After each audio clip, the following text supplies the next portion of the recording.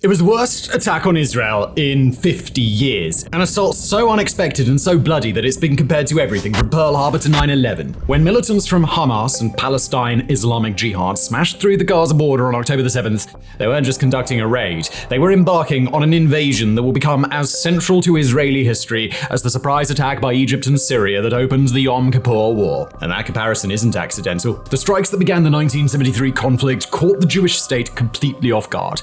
While Israel would ultimately prevail over its neighbors, the failure to predict the attack would go down as the country's greatest intelligence failure until now. With over 1,200 Israelis confirmed dead at the time of writing, the Hamas assault is thought to be the deadliest day for Jews since the Holocaust. A day that will likely eclipse even the Yom Kippur War's opening salvos in the Israeli psyche. So, how did this happen? How did such complex plans escape the notice of Israelis' feared intelligence services? Well, in today's Warographic special, we're going to dive deep into the spectacular failures that made October the 7th possible.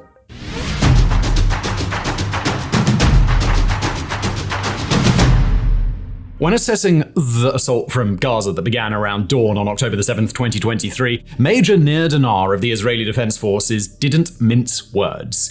"This is our 9/11, he told journalists. "They got us." For Americans, the statement likely brought back memories of that day in 2001, how a boring, ordinary Tuesday morning in September suddenly shattered, how Americans' sense of security seemed to crumble alongside the towers, collapsing into a dust cloud of anxiety, of pain, and of rage. Yet evocative as it was, Major Nir Dinar's statement likely underplayed the true impact of Hamas's attack. As War on the Rocks pointed out, Israel's much smaller population means the number of confirmed casualties on October the 7th alone was the equivalent of 20,000 Americans being killed, a number that has since risen sharply.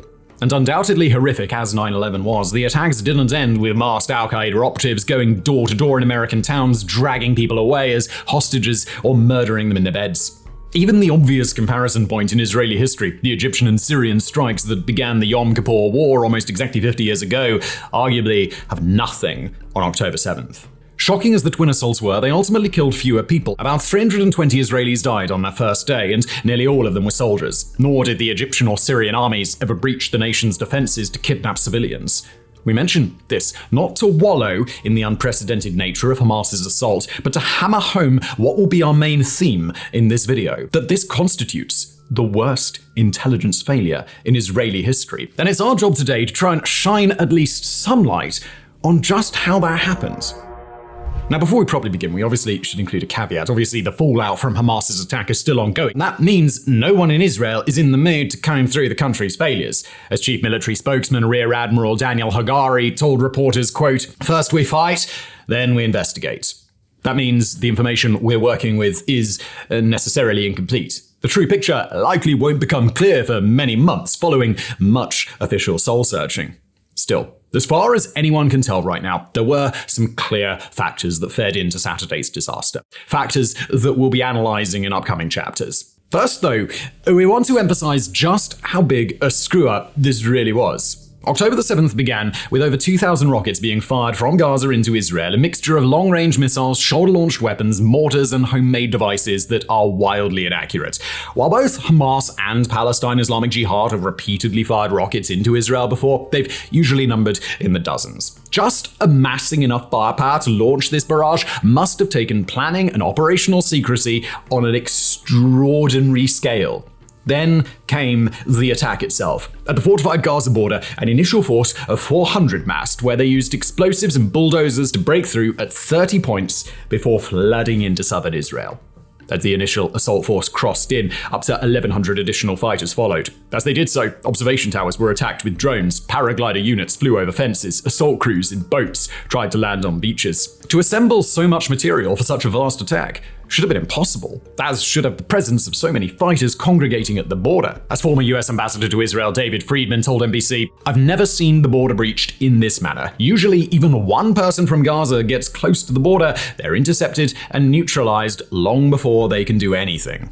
Even Hamas have claimed that they were caught off guard by the ease of entering Israel. Speaking to reporters, leadership figure Ali Barakeh declared, "We were surprised by this great collapse. We were planning to make some gains and take prisoners to exchange them. This army, the IDF, was a paper tiger." Given that Israel's intelligence service is regarded as the best in the world, it is staggering that plans of this magnitude were not noticed earlier. Gaza is one of the most surveilled places on Earth, with electronic and human assets monitoring everything that's happening. If a mouse farts, the government is going to know about it. Yet in the end, all that turned out to be for naught. An invasion plan that likely could have been detected went unnoticed until it was too late. The question now is how?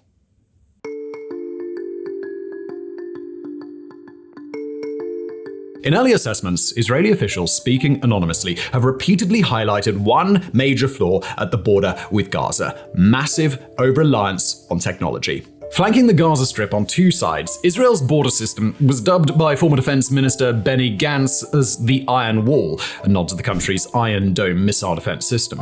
But the phrase is misleading, conjuring images of an impregnable metal barrier soaring high into the sky. Rather than thick, impractical iron, the border instead relied on technology to keep Hamas out. On paper, this high-tech approach looked formidable. The Gaza border bristles with radar and sensors that can detect any breach, even if it takes place underground. Cameras, unmanned robots, and remotely operated machine guns keep watch for any movement. In the air, aerostats provide a bird's-eye view. Everything is monitored in real time and relayed back to human operators in control rooms. Built over 3 years and costing billions of shekels, the border was a response to Hamas's 2014 incursions into Israel via a network of tunnels. But it was also part of a wider drive in the Israeli military away from boots on the ground and towards high-tech surveillance. With the danger of a Yom Kippur War-style attack from nation-states seemingly on the wane, the IDF has turned in recent years towards strategies for defeating or containing non-state groups like Hamas and Hezbollah. In practice, that's boiled down to heavy investment in stuff like intelligence and cyber capabilities at the expense of traditional forces. The Wall Street Journal has detailed how the number of non-commissioned officers, for example, was slashed by 10% over the last 8 years. Or as Breaking Defense summed it up, quote, "The overall theme in Israel in the last several years has been investment in technology and digitization for warfare," end quote. The Gaza border was part of this, a way of harnessing Israel's world-class tech capabilities to create a wall that, in crude terms, could essentially defend itself. Since it really seemed to live up to the Iron Wall nickname, it seems that the IDF grew to believe the hype. On October the 7th, the border was only thinly manned. Unfortunately, it would turn out the Iron Wall had a weak point that no one had thought of, a set of foundations so corroded and so rusty that they would bring the whole edifice crashing down. This would be the cellular towers that formed the backbone of the surveillance system.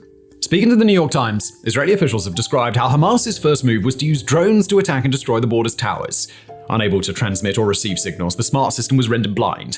The sensors failed to report the breaches. Soldiers in control rooms couldn't monitor the attack via cameras. With the IDF's technology advantage eliminated, Hamas didn't need anything more high-tech than bulldozers and explosives to smash holes in the fences. Unprepared for an old-fashioned ground assault, those monitoring the Iron Wall were completely caught off guard. Yet it wasn't only at the Gaza border where over-reliance on technology made the state slow and complacent. With the Iron Dome missile defense system so good at shooting down dozens of rockets, no one seemed prepared for the idea that a barrage of thousands could completely overwhelm it. On the intelligence side, the security services were so assured of their ability to monitor electronic networks that they seem to have forgotten that conversations can take place in real life. In the months leading up to the attack, intelligence wiretapped Hamas operatives whose conversations seemed to indicate they had no appetite for another war with Israel. Today, it's thought those conversations may have been staged by agents who knew the Israelis were listening. Meanwhile, the Hamas leadership ditched their phones and computers and developed their plans through face-to-face conversations in rooms shielded from electronic snooping. Of course, while they were over-reliant on fancy gadgets, Israel's security services hadn't completely abandoned old-fashioned methods of intelligence gathering. Had the failure been purely one of technology, it's doubtful things could have gotten as bad as they did. No, it seems the other major mistake everyone made was a classic one of human psychology, a mistake that has brought ruin upon nations and armies since the first human tribes fought one another in prehistory. The mistake of underestimating your enemy.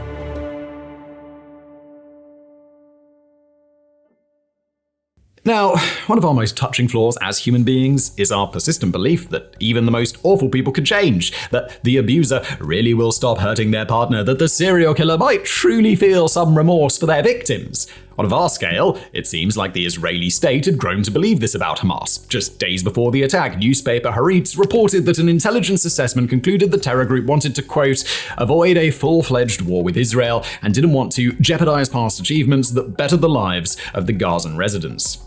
From a purely material perspective, this made perfect sense. Following the 2021 war in Gaza, the Israeli government made the decision to try and stabilize the Strip's impoverished economy, offering the carrot of improved livelihoods to deter further attacks. This meant handing out tens of thousands of work permits to Gaza's 2 million residents, permits that allowed them to cross the border into Israel to do jobs with salaries 10 times those in Gaza. By one count, the money this brought to the Strip was improving the lives of 100,000 people. With the economic picture slowly brightening, it was thought Hamas wanted to hold on to their gains. They certainly acted that way from 2021 until October 7, 2023. The group refrained from launching attacks, even as Palestine Islamic Jihad continued firing rockets into Israel. So convincing was the group's new focus on the economy that even some of Hamas's supporters criticized the group for going soft. As one anonymous Israeli official lamented to The Telegraph, "They caused us to think they wanted money." It's no doubt helped that history is sprinkled with examples of terror groups and militants who voluntarily lay down their arms or dissolve after some peace agreement. On the other hand, it was still an awfully big leap of faith, especially given that Hamas's founding document, the Covenant, literally includes passages saying things like Israel will exist and will continue to exist until Islam will obliterate it, and the Day of Judgment will not come about until Muslims fight the Jews, killing the Jews. As former National Security Advisor Yaakov Amidror told the Washington Post, Israel made a huge mistake believing that a terror organization can change its DNA. Yet the blind spots in intelligence went further than just thinking, cool, I guess Hamas are pretty chill now.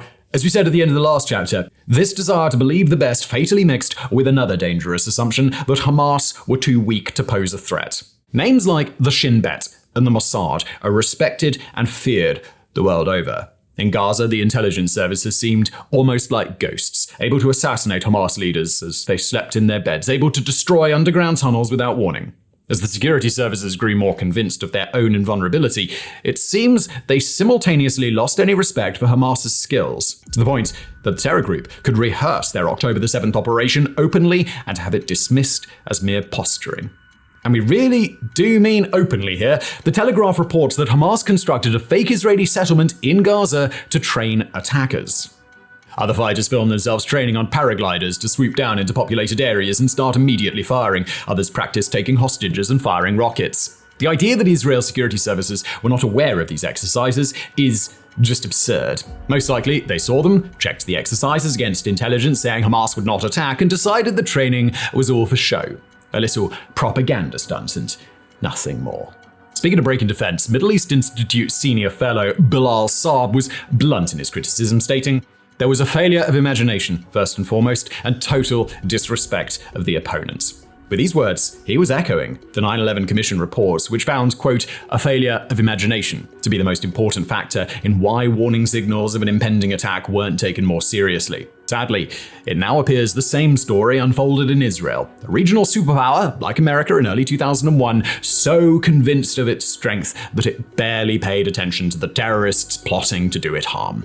Just as with 9/11 though, a catastrophe of this magnitude can't be blamed on overconfidence and a damaging reliance on technology. There were multiple other factors at play, from individual incompetence to sheer bad luck.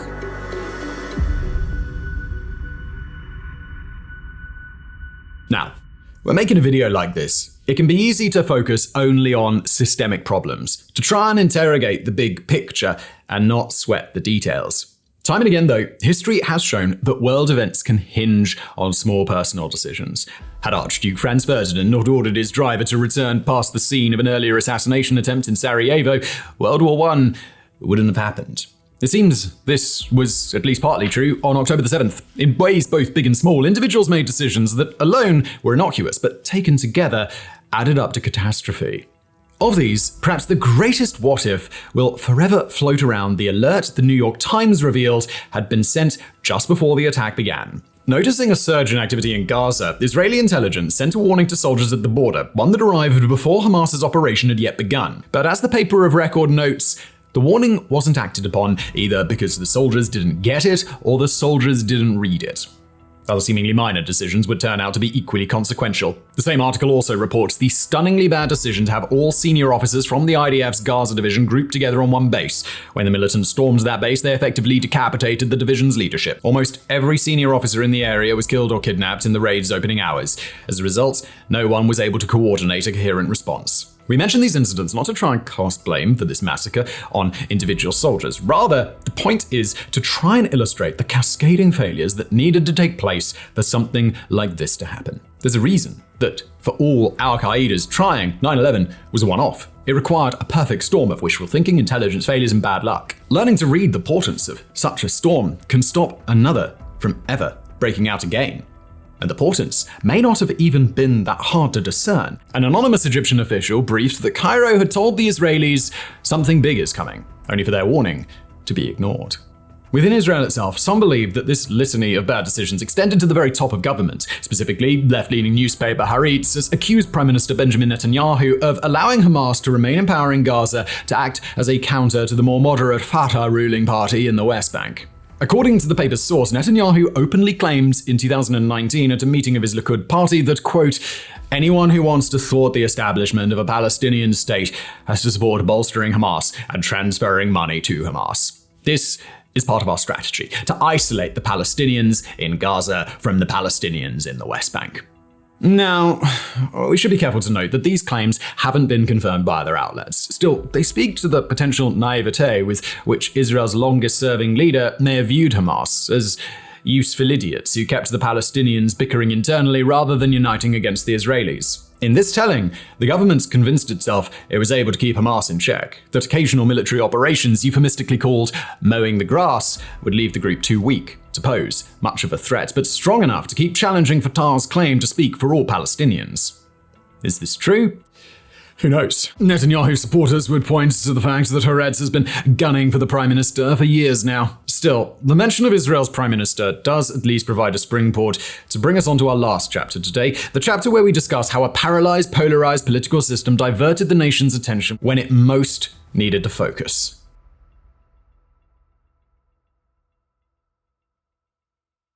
Now, the basis of any good magic trick is to divert your audience's attention, to get them focused on something innocuous, away from what is really happening. In a diabolical way, you could almost say that this is what Hamas achieved prior to October the 7th. Even as they were preparing for an assault into Israel, the government and intelligence services were focused elsewhere, on the West Bank and the northern border with Lebanon. Here, though, our analogy breaks down because it wasn't Hamas that succeeded in diverting everyone's attention, but it was the Israeli state itself.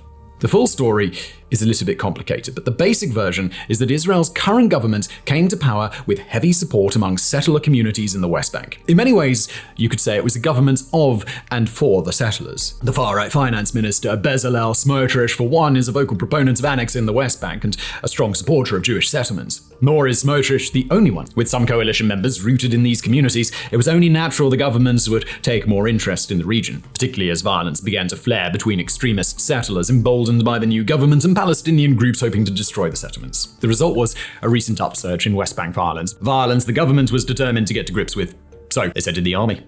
18 months ago, there were 13 battalions stationed in the West Bank to keep the peace. By this June, that number had grown to 25. That means thousands of IDF troops were reassigned to the region. Troops who could have possibly been otherwise manning the border with Gaza. And we say possibly because there's some debate over whether moving more troops to the West Bank left Gaza unguarded. Israel military spokesman Richard Hecht has claimed this wasn't the case, and there was no trade-off. On the other hand, former IDF military intelligence chief Aharon Zivi Farkesh has been pretty explicit, telling the Washington Post, quote, there was a need for more soldiers. So where did they take them from? From the Gaza border, where they thought it was calm. If this was the case, then it's hard to blame them. Not only was violence rising in the West Bank, but the intelligence services were briefing that Israel's biggest threat came from Lebanon in the north, where Iran-allied Hezbollah hold large swaths of territory.